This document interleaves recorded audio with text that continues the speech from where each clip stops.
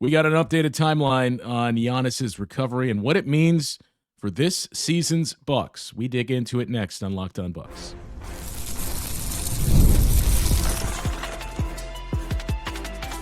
You are Locked On Bucks, your daily Milwaukee Bucks podcast, part of the Locked On Podcast Network, your team every day.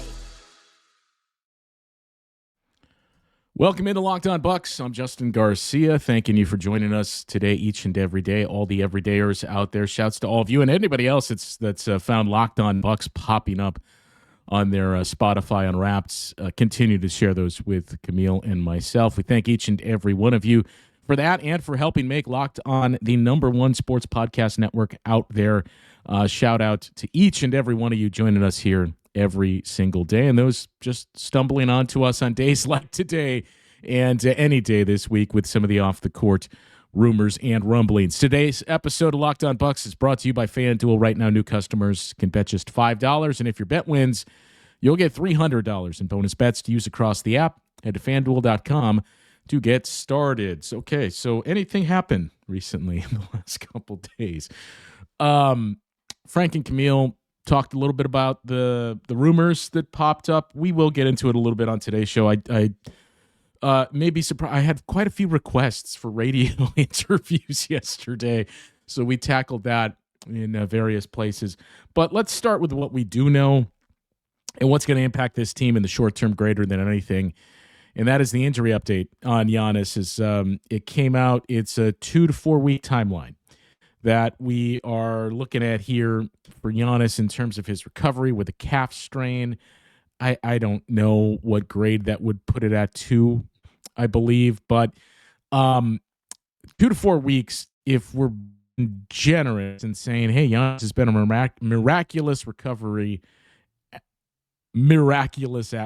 throughout his career, that's going to put you until the middle of the week before Christmas, which, as we've talked about some scheduling quirks due to the NBA Cup, would mean that Giannis, if it's 2 weeks, would miss 4, maybe 5 games, depending on where he's at that next day when the Bucks host the Raptors. That doesn't really seem like a game I'd want to rush him back for, especially depending on where things go the remainder of this week. But that's best case scenario, is 4 to 5 games that he would miss. Now, unfortunately, he got another 4-game week the week after that, which would be 3 weeks. If it is the full 4 weeks, then we're looking at about 11 games, potentially 12, depending on where he's at with that Hornets game, the end of the first week in January. And then after that, you embark on a West Coast road trip the next week. So I think you probably have to manage, I would assume, 9 to 11 games here that you're going to be playing without Giannis in the short term. And as we've seen, that game against the Pistons does not count as a game played without Giannis, but for all intents and purposes, it was. The Bucks have struggled, to put it mildly, in those games. So if your aspirations, which coming into the season we knew they were, are playoffs, it's quite a challenge that you're going to have in front of you here. Now, we talked about some of these teams starting to go through some scuffles of late, namely the Chicago Bulls, who, much like the Bucks, feel like a totally different team since that incredible start to the season. The Bucks have now passed the Bulls, or they've caught them in the standings, but they're up in win percentage for that final spot in the play-in tournament. Right now, if the season were to end today, your play-in tournament would be the 76ers hosting the Cavaliers in the 7-8 matchup. The winner gets the 7 seed. And then the Hawks hosting the Bucks in the 9-10 matchup with the loser eliminated. And while it's easy to say, look, I don't think that's going to be what we get at season's end, I there's a very, very strong chance that at the very least 2 of those teams are in there, and maybe even 3 of those teams are in that 7 to 10 range, because Detroit, New York, Toronto, they're not going away at the top of the Eastern Conference in that order. And I'll throw Miami in there as well with the way that they've played offensively. While they did not have Tyler Hero, they've continued to beat good teams here. I think you could look at the Celtics and say, well, this certainly can't last, right? But they're 13-9. They've gone 13-6 since an 0-3 start to the season. And you look back at recent games, this Celtics team, myself included, many of us kind of overlooked. I said I thought they were possibly quiet quitting before the season started with that front court. In recent games, they've beaten the Pistons, the Knicks, the Cavaliers. So this team's for real. Maybe they slide into the play-in tournament, but Boston's not just going to vanish entirely. If you're going to be with Giannis for that games, and just looking at this schedule that's in front of them. So tonight, the Philadelphia 76ers, who are on night 2 of a back-to-back in a game that went down to the wire last night against the Golden State Warriors, but it was a win for Philly. You get that. Then Saturday, you are on night 2 of a back-to-back in Detroit against a Pistons team that is probably going to be even more motivated after what happened on Wednesday. Detroit is also on night 2 of a back-to-back. Then you get 4 days off. As we've talked about the quirks to the schedule and where it starts to come into play here, you do get 4 days off. That next game is at home against the Boston Celtics. Then it's 2 days off. Then you're on the road in Brooklyn against the Nets. Then it's 3 days off. Then you're at home against the Raptors. And then 2 days off before you start what comes to be a 5-game road trip that's a Midwest/East Coast road trip. It starts in Minnesota against the Timberwolves. 2 days before Christmas, it's in Indiana against the Pacers. And now you are trending in the wrong direction as Indiana's starting to get some pieces back. Then the day after Christmas, it's in Memphis against the Grizzlies. 1 day later in Chicago against the Bulls, and the trip wraps up December 29th in Charlotte against the Hornets. Before you wrap up the calendar year, New Year's Eve, 7 o'clock tip-off against the Washington Wizards. And if things continue to trend this way, I wonder how much attendance we will see on New Year's Eve for a 7 p.m. game against the Washington Wizards. But that's the schedule. It's not incredibly difficult. It's not like when you look back at some of the stretches in November when you saw Lakers, Cavs, Sixers, Pistons, Blazers for that matter, Heat, Knicks. There is difficulty in there, but it is not start to finish what you saw in November. The caveat, though, is, well, it gets more difficult when you don't have Giannis on the floor. So looking at that schedule, and again, I think you have to kind of say it's going to be at least 9 games. Best case scenario, as we noted, 4 games that Giannis will miss, but got 4 the following week, got 1 more at the end of that week. I just, given this is another soft tissue issue with Giannis coming, 2 weeks after he suffered an adductor injury, and this one marked 2-3 games back from that injury, you have to be even more cautious with him for his long-term future and for potentially the short-term or summer future for both you and Giannis. So can you weather the storm here? We said coming into the month of December is going to tell you everything you need to know about this team. December is going to give you your answers with the struggles that they faced in November. Again, it wasn't just the injury to Giannis and the absence of Giannis. They were not good in the games outside of that. They have not played like a good team since November 1st. They've had some blips on the radar, but October, which was only a 5-game sample, they were very good. Since then, they have not been. So in terms of where you go from here, we said December was going to give you the answer. I think that's even more accurate now, but I didn't anticipate it being for these reasons. So the back end of that, the answers that you could be provided and potential pivots and scenarios that we now have to put on the table and examine. We'll get into that conversation coming up after this on today's Locked On Bucks. Let me tell you about our friends over at Drip Drop. When I'm hydrated, everything works better. Same for you. Focus, energy, mood, your skin. That's why I've been using Drip Drop. It's doctor-developed hydration that keeps me running at full power, no matter what my day looks like. And just to give you a peek behind the curtain, I need that hydration and energy throughout each and every day. Drip Drop isn't your average sports drink. It delivers 3 times the electrolytes and half the sugar of leading brands using a science-backed formula trusted by medical professionals, firefighters, and over 90% of top college and pro teams. I like using Drip Drop as part of my daily routine. I just mix in a packet, a nice cold bottle of water in the morning, get my day started before you go to the gym. It gives you that boost of energy as well, or something to just avoid that midday slump. Reach for Drip Drop instead of coffee. It tastes amazing. I love the cherry lime flavors. I also love the sugar-free flavors, and it's become a secret weapon for staying sharp and energized throughout long days. Hydration is a non-negotiable for all of us. Drip Drop will help you feel sharper, calmer, and honestly just better overall. Right now, Drip Drop is offering our podcast listeners 20% off your first order. Go to dripdrop.com. Use the promo code LOCKEDONNBA. That's dripdrop.com.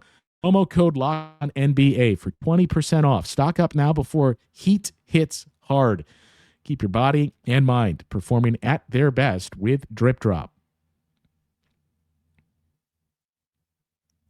The holiday season's right around the corner, and that means it's time to get your home ready. Whether you need more seating for those added guests, cozy new linens, fun serveware for your holiday parties, Black Friday sale is here at Wayfair to help make your space shine. The best part is you don't have to wait.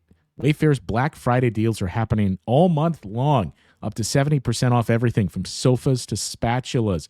Upgrade your dining room. Get new chairs or rugs from Wayfair and transform the room completely. It ships fast, just in time for the holidays or whenever it is you need those items. Browse through their site. It's easy to find the pieces that actually fit your style. There's nothing generic, just quality designs that feel personal. If you've ever hosted family for the holidays, you know how much difference a few new touches can make. Wayfair makes that easy.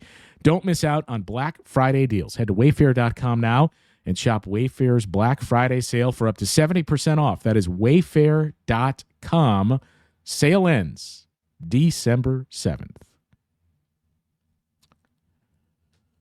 So the potential pivots that are now on the table for this team, if we're being honest. So first of all, let's just start with this. It is a precarious spot for me to get into personnel moves for the obvious and reasons that we have long gone over on this podcast. If you notice, I stray from that. It's for a reason. I'll leave that to Camille and Frank, but I'll say this. I don't see, number one, we're going to have to get a trade request for a deal to happen because there is no appetite for the Bucks as an organization to move Giannis. I've talked about this elsewhere. I talked about it on the post-game radio show, which shout out to all of those of you who have said, I'm still going to take the Locked On Bucks post-game experience. I don't want to wait until late that night and the following morning if you joined us over on WTMJ radio for the immediate post-game show. But, I've talked about it there in other appearances too. The Bucks are not looking to trade Giannis. If this is going to happen, there's going to have to be a trade request and a mutual agreement of both parties feel this can't go any further, and it's in our best interest for you as a competitor to find that elsewhere and for us as a team to get back to that spot by restocking our assets here and looking to make that type of deal. That has not happened.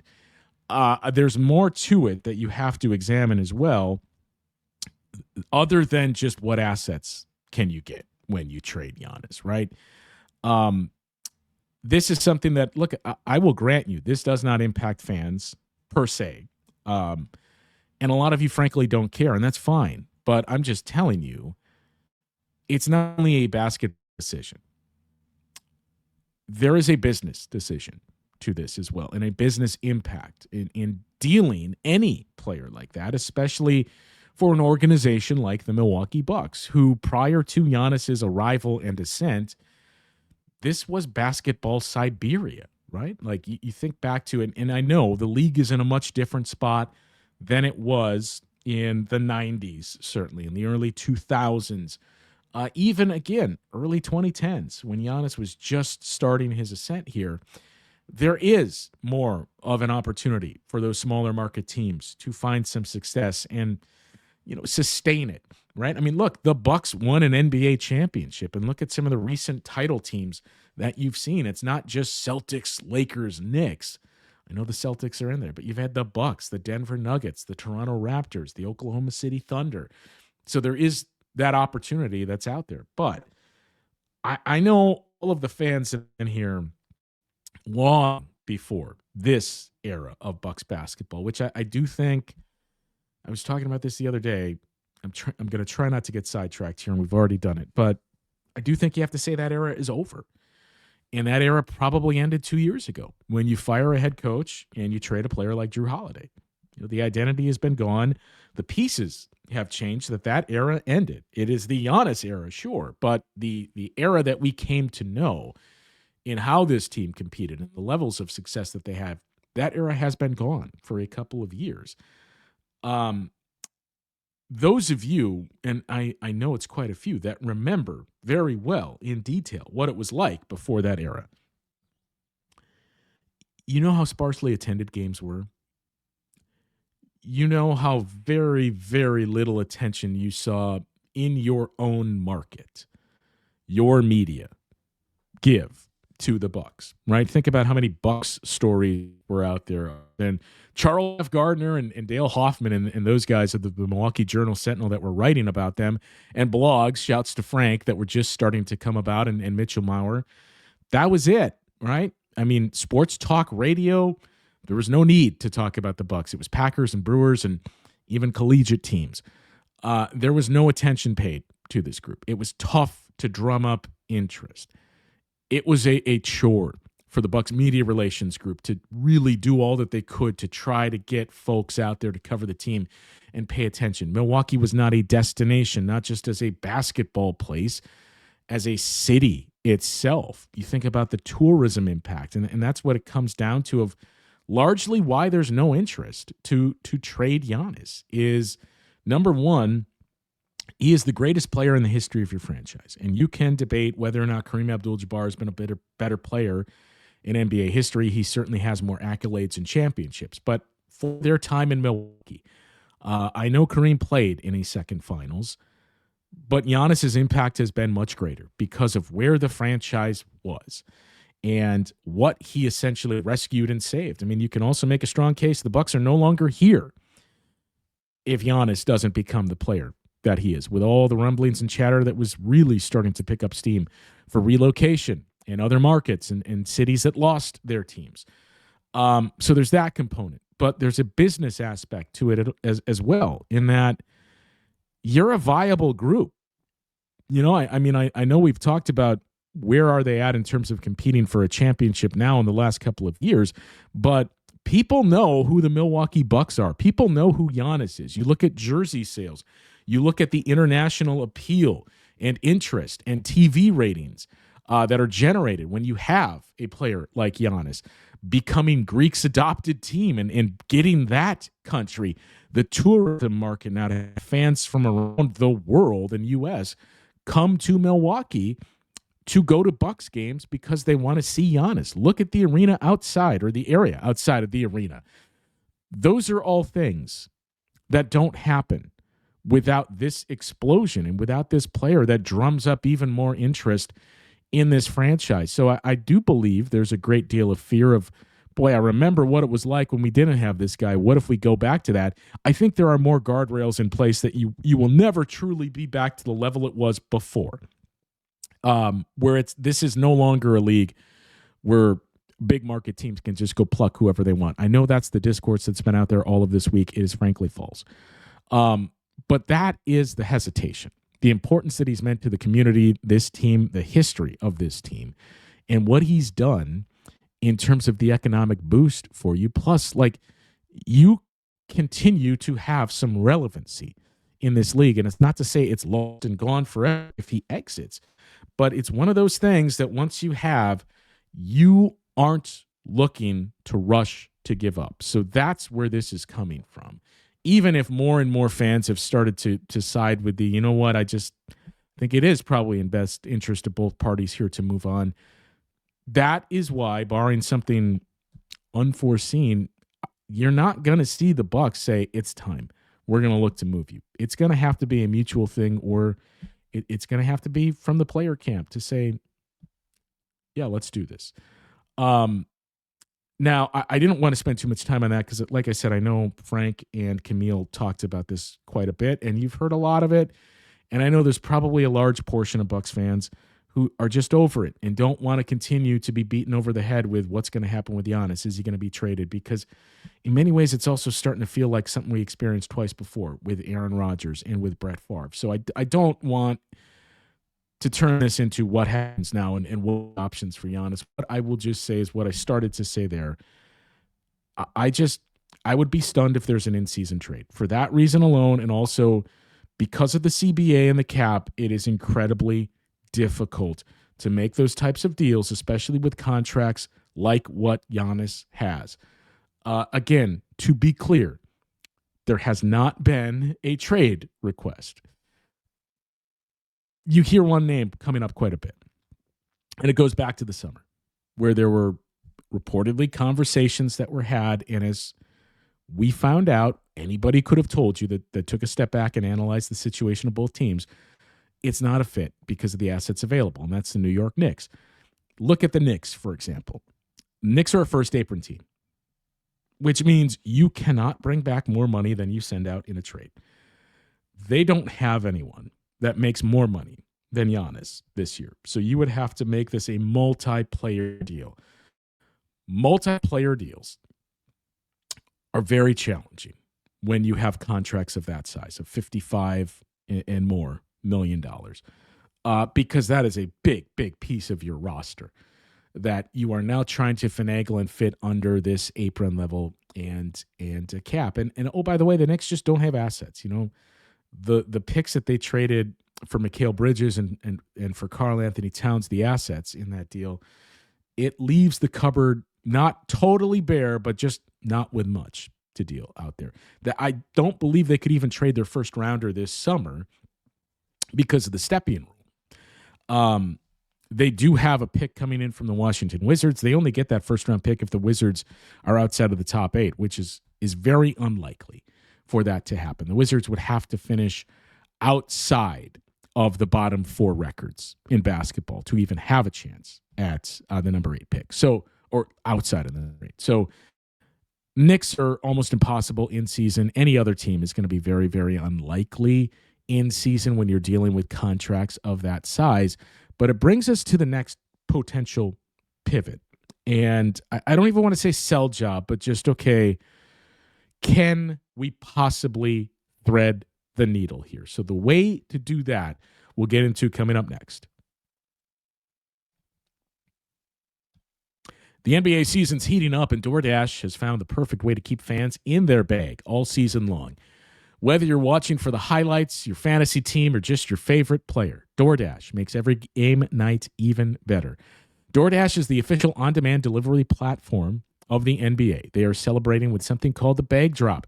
Every time an NBA player scores 50 points in a game, DoorDash drops 50% off your order with Dash Pass the next day, and you're automatically entered for a chance to win the ultimate fan bag.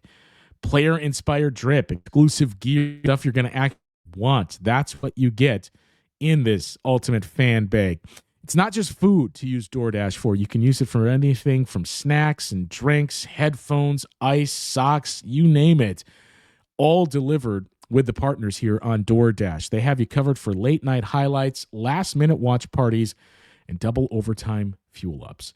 So next time someone goes off for 50, use the promo code NBA50 the next day and get 50% off on DoorDash with Dash Pass, plus your shot at the bag drop.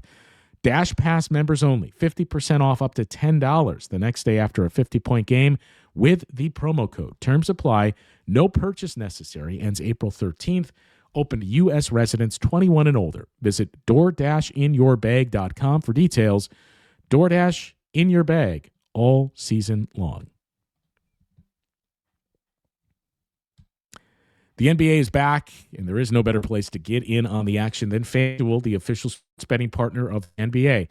Even if you miss the start of the game or you want to ride the hot hand, FanDuel has live bets on everything from who will score next to fourth quarter comebacks. Plus, you can even combine your live bets into a same-game parlay for a shot at a bigger payout. It keeps every game exciting, especially when your team's making that late push. And right now, FanDuel is giving new customers $300 in bonus bets when your first $5 bet wins. So head to FanDuel.com to sign up and play your game with FanDuel, the official sports betting partner of the NBA. All right, the potential pivots here for the Bucks, or pivot singular.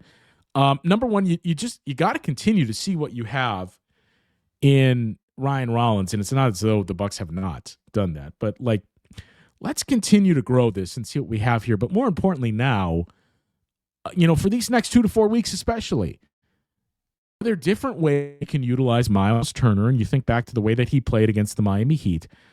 Can we get that Miles Turner going here? But also, we got to get a much better look at this three-man group of Ryan Rollins, Kevin Porter Jr., and AJ Green. How do they fit together? What are the shortcomings? Obviously, size, especially if you're going up against bigger opponents on the perimeter. But offensively, how do they pair off of one another? We got to continue to get those possessions and minutes to build up a sample size and see what we have here, because you've got AJ locked up. You've got Ryan on an incredibly friendly, team-friendly deal here for the next at least 2 seasons. After this, I should say. And then Kevin Porter Jr. is a 1+1 that if he continues to play like this, we talked about last summer what the market was going to be. And I told you, and Frank mentioned as well, look, it's not $20 million. I know that was kicked around by a lot of fans. That's not going to be out there for Kevin Porter Jr. because of the cap situation by a lot of teams who actually has money. And think about the guys we've seen go for veteran minimum contracts. Well, if he's going to play like this, basically a guaranteed, if we look at the last 3 games, especially 25 points, it's going to be there, or at least close to that figure this summer when more teams are going to have money as well. So you're going to have to figure out what is our walk away number with Kevin Porter Jr. And, all that's going to depend on which route you take this thing with the franchise. So those are the things to discover. Jericho Sims as well. I would imagine, not just because of the 15.14 rebound performance against the Pistons, but the fact that Giannis is down for 2 to 4 weeks. I think you know what you have in Bobby Portis, and you know what you can get from him. But you have to find that now in Jericho Sims. And how does this fit with Miles Turner? How does this fit with this player? There's obviously a baked-in chemistry he already has with Kevin Porter Jr., but how does that look with Ryan Rollins and some of those things? So it gives you the opportunity to get an extended look now at Jericho Sims and the rest of these guys. Cole Anthony, right, for how much he struggled. He's going to have opportunities now because you're going to have to find guys with juice that are going to push the tempo and look to score. And as long as your 2 main guys are healthy, and Rollins and KPJ, you at least have a shorter leash where you can say, not a game he has it, we can pull him and move on to something else. So those are the biggest things to start to get a sense of here in the short term as you continue to play these games for, again, at least the next 2 to 4 weeks without Giannis, and see what do we have with this group. How do we get Miles Turner going? What can we build up here? And maybe by the time Giannis is able to return, we've weathered the storm, right? If it's 9 games, let's say, that he misses, maybe you go 5-4 because these young guys just fit. They're allowing you to play a different brand of basketball, and you discover some other things with the ways that you utilize Miles Turner and Jericho Sims, etc. You do that, you're still not in a great spot at 15-17. But one of the things we mentioned was, look, coming out of December, and why to finish that point, this is going to tell you what you need to know. I know everybody that went back and looked up the Indiana Pacers and they were 9-13. They battled a lot of injuries in that first stretch of the season. When the Bucks beat them on New Year's Eve, I think it was 16-18, something like that. That is, to me, that's the bar. Be within striking distance of 500 going into January, the new year. And if you're getting a healthy Giannis back, and if you found some of those things that we just went through with individual players that work with a Miles Turner of, look, this is the way we got to play him. So when Giannis returns, this is some of the things that we're going to have to do, or some of the things we're going to do. If you can be within 500, then it makes it very interesting. But it's also, I think, a larger conversation. It makes it very interesting in the sense that it gives you much more hope.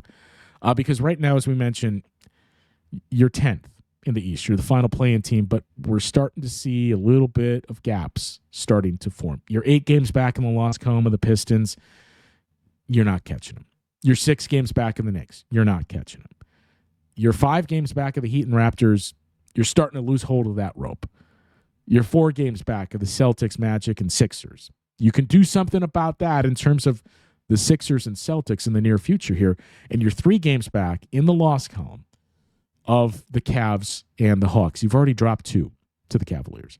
So a tough stretch here without Giannis, and it's starting to get pretty late, pretty early, and it may make the decision for you. That decision is, as we mentioned, finding things, guys, discovering some things and seeing different ways to play and what you have with this group, how much more sample size you can build up, I think, with those 4 guys, especially, I would say, and AJ Green, Kevin Porter Jr., Ryan Rollins, and then seeing what you have in Jericho Sims.